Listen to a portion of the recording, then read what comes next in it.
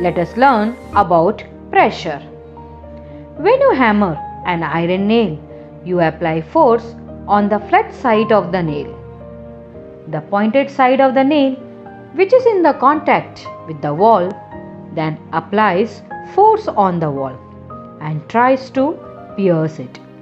Now tell me, what will happen if you hammer the pointed side and try to pierce the flat side of the nail? You will find it difficult to push the flat face of the nail through the wall, even though if you apply more force than you did in the first case. What is the reason for this? The reason is that pressure applied by the tip of the nail on the wall is more than that of the pressure applied by the flat surface. But why? First, notice that the area of the tip of the nail is very less as compared to the area of its flat surface. This tells us that the area of the surface on which the force is applied matters. We will understand in detail, but first understand what is pressure. Pressure is the force acting on a unit area of the object. That is, pressure is equals to force upon area. Since pressure depends upon force and area, its unit is derived from units of both these quantities. In SI system, force is measured in Newton and area is measured in square meters. Therefore, the unit of pressure is Newton per meter square.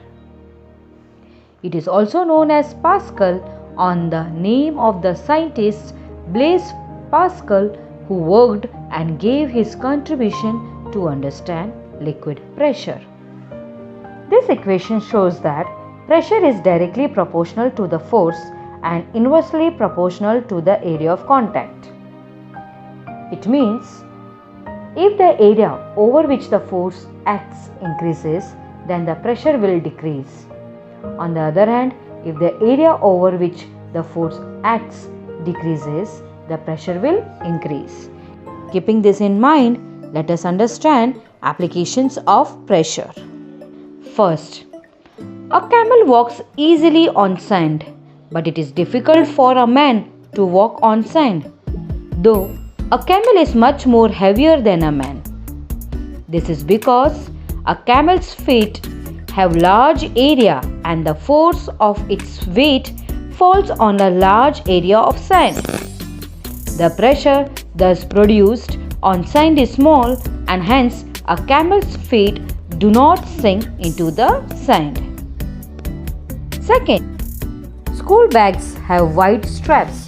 It is done to increase the surface area of contact and reduce the pressure exerted on the shoulders by the weight of the bag. Third, we use a sharp knife to cut things rather than a blunt knife. It is because the edge of a sharp knife has a very small area of contact. This produces a very large pressure with a small applied force. This makes it easier to cut things with less effort. Fourth, a heavy truck is fitted with 6 to 14 tires. These tires increase the area of contact on which their weight acts and hence reduce their pressure on the ground. Fifth, skiers use long, flat skis to slide over snow. The skis have large area of contact that reduces the pressure on the snow and enables the skier to slide over the snow without sinking in the snow. Sixth, foundations of high-rise buildings are kept wide so that they exert less pressure on the ground and do not sink in due to the extremely high pressure of the building. Seventh, a wide steel belt is provided over the wheels of army tanks so that they exert less pressure on the ground and do not sink into it.